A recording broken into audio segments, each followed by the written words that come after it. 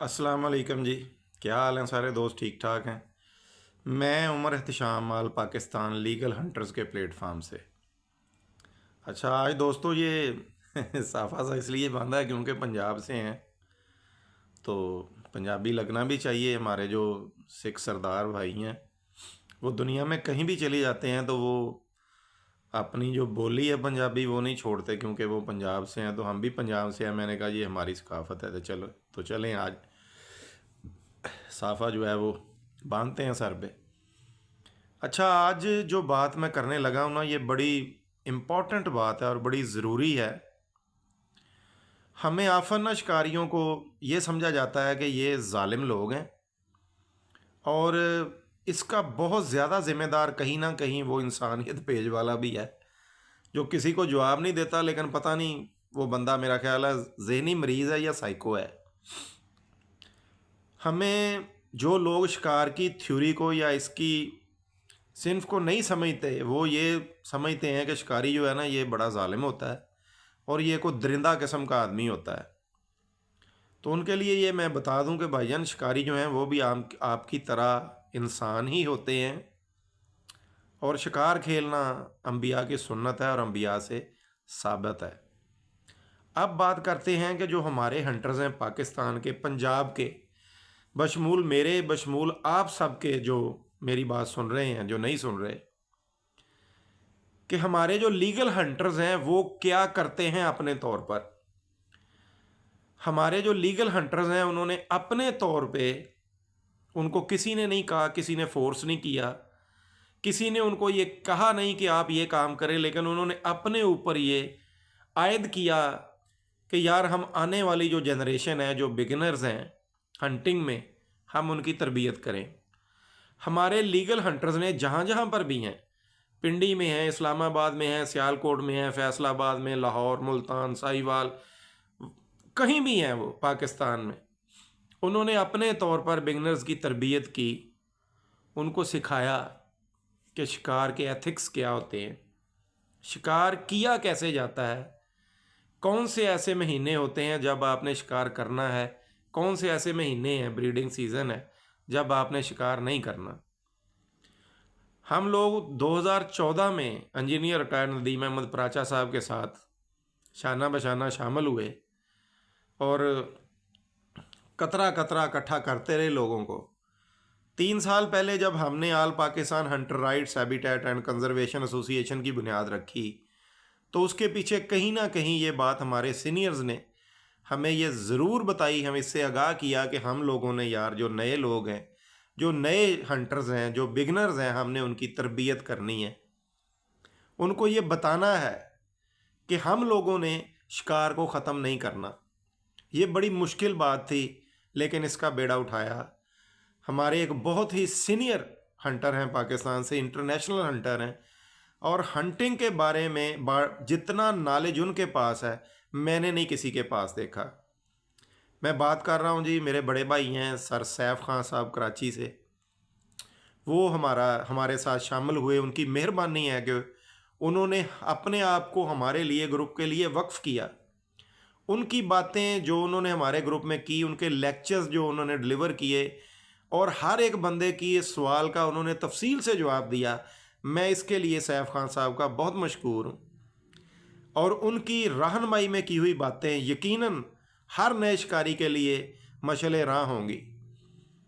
हमारी एसोसिएशन ने, हमारे लीगल हंटर्स ने पाकिस्तान में, पंजाब में, जहाँ जहाँ पर भी हैं, ज़्यादा जो हंटिंग के एरियाज़ हैं जहाँ पर तीतर नहीं था, हमारे शिकारियों ने अपने तौर पर मार्केट से बर्ड परचेज़ करके वहाँ पे छोड़े। बूरे और काले तीतर जो थे वहाँ पे आज़ाद किए कि इनकी आबादी ख़त्म हो गई है, ये बढ़ जाए। हमारा ये काम नहीं था, लेकिन हमने समझा कि अगर हम शिकार खेलते हैं तो उसके लिए ज़रूरी है कि हम शिकार को बचाएं, इसकी कंजर्वेशन करें। बहुत सारे ऐसे इलाके थे जहाँ पर जंगलात की बेतहाशा कटाई से जंगल ना होने के बराबर थे। हमारी एसोसिएशन 3 साल से हर साल हज़ारों लाखों की तादाद में पौधा लगा रही है। हमारी एसोसिएशन के अलावा हमारे शिकारी भाई पंजाब में जहाँ जहाँ पर भी हैं, हर साल लाखों हज़ारों की तादाद में वो लोग फ्री ऑफ कास्ट पौधे जो हैं वहाँ पे लगाते हैं अपनी तरफ से, किसी से कोई पैसा नहीं लेते। क्या ये काम हंटर्स का है? लेकिन हंटर्स ने किया इसलिए कि हैबिटेट जो है, अगर हैबिटेट नहीं होगा तो शिकार का वजूद जो है वो नहीं रहेगा। नए जो शिकारी थे उनकी तरबियत की, उनको गाइड किया, उनको बताया कि भाई आप लोगों ने शिकार को करना कैसे है, ओरिजिनल हंट जो है वो होता क्या है। मुझे ये बताएं कि क्या ये सारे काम जो है करने के बावजूद भी हम लोग जो हंटर्स हैं, हम लोग इसी तरह जालिमी कहलाने के लायक हैं? हमें मौका परस्ती कहा जाएगा, या हम लोगों को कातलों के साथ ही तशबीह दी जाती है? दूसरी तरफ अगर आ जाएं तो डिपार्टमेंट की साइड पे आ जाएं तो वो हमारे लिए ऐसे कानून और ऐसे रूल्स मुतारफ़ करवाते रहते हैं जिससे शिकार दिन ब दिन हमारे लिए मुश्किल होता जा रहा है। मैंने कल वाले व्लॉग में भी ये बात की थी कि जब तक आप किसी भी चीज़ को जो नफाज करेंगे किसी के ऊपर, कोई भी ऐसी चीज़ जो आप अप्लाई करेंगे किसी के ऊपर, वो उसके लिए दोस्त की तरह की हैसियत नहीं रखती होगी, तब तक वो काबिल कबूल नहीं होगी। अगर आपने कोई पॉलिसी किसान के लिए बनाई है तो आपकी पॉलिसी किसान दोस्त होनी चाहिए। अगर आपकी पॉलिसी जो है वो किसी और चीज़ के लिए है तो वो उसकी दोस्ती की तरह होनी चाहिए। अगर वाइल्ड लाइफ डिपार्टमेंट ऐसी पॉलिसी बना रहा है जो शिकारियों के ऊपर इन्होंने अप्लाई करनी है, तो जारी बात है सर कि वो शिकारियों के साथ दोस्तों वाली पॉलिसी अपनाएं ताकि हर शिकारी खुशी खुशी उसको अडाप्ट करे। तो मेहरबानी ये है कि शिकारियों ने तो वो काम भी सर किए हैं अपने हैबिटेट को बचाने के लिए, अपने हंट को बचाने के लिए, जो उन पर लागू नहीं थे। जो वो ना भी करते तो हमें कोई ब्लेम नहीं देता, लेकिन हमने ये सारा करने को अपना फ़र्ज़ समझा कि नहीं यार, हम आज इनको बचाएंगे तो हमारे बच्चे आगे फ्यूचर में इससे फ़ायदा उठाएंगे। तो काइंडली हमें जालिम ना समझा जाए, हमें मौका परस्त ना समझा जाए। हम भी इंसान हैं, हम इंसान हैं तो ये समझते हैं कि ब्रीडिंग सीज़न है या आउट ऑफ सीज़न है तो हमने किसी चीज़ का हंट करना है और किसी का हंट हमने नहीं करना। हम इंसान हैं तो आपके बताए हुए अलाउड करदा डेज में हम शिकार खेलते हैं। इसका मतलब है कि हम आपके अप्लाई किए हुए रूल्स जो हैं उनको कबूल करते हैं।